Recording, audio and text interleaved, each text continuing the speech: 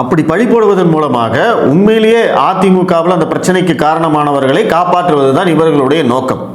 அதிமுகவை அந்த இடத்துல காப்பாற்றியாச்சு, பாஜகவுக்கு எதிரான ஒரு அரசியலையும் இங்கே செஞ்சாச்சு. இப்போ அந்த பாஜக அப்படிங்கிறது போய் அந்த இடத்துல வந்து அண்ணாமலையை கொண்டு போய் நிறுத்துறாங்க.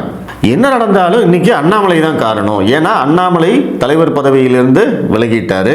அவர் விலகி 5 மாசம் ஆயிடுச்சு. இந்த 5 மாசத்திலேயே அவரை பத்தி எத்தனை வதந்தி செய்திகள் வந்தது அப்படிங்கிறத நீங்க கணக்கு போட்டு பாருங்க. அவர் தலைவர் பதவியில் இருக்கிற போதும் இதே மாதிரி தான். அவர் வந்து டெல்லி கிளம்புகிறார் அப்படின்னா மோடியும் அமித்ஷாவும் அண்ணாமலைக்கு நோட்டீஸ், அண்ணாமலையின் செயல்பாடுகளில் அதிருப்தி, அண்ணாமலையை தலைவர் பதவியிலிருந்து நீக்க போகிறார்கள்.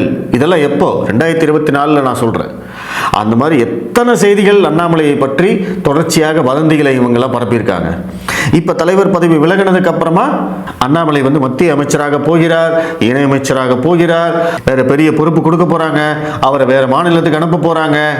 அண்ணாமலை மேல அமித்ஷாவும் மோடியும் அதிருப்தியில் இருக்கிறார்கள். அதனாலதான் அவர் வந்து பதவியை விட்டு விலக்கினாங்க. எத்தனை வதந்திகள். ஆனா இது எதுக்குமே பதில் சொல்லாம அவர் விலகிட்டார். நான் வந்து கட்சி என்ன சொல்லுதோ அதை கேட்கிறேன். நான் வந்து காரியகர்த்தா, இந்த கட்சியின் ஒரு அடிப்படை தொண்டன்.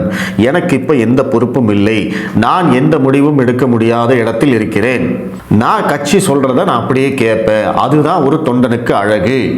எல்லா விளக்கமும் அவர் கொடுத்துட்டார். அவர் வந்து கட்சி கட்டுப்பாட்டை மீறி எதையும் சொல்லவும் இல்லை, செயல்படவும் இல்லை. இந்த 5 மாசத்துல நம்ம எல்லாரும் பார்த்துட்டோம். அப்படி இருக்கிற போது இவங்க என்னவெல்லாம் பேசிட்டு இருக்காங்க.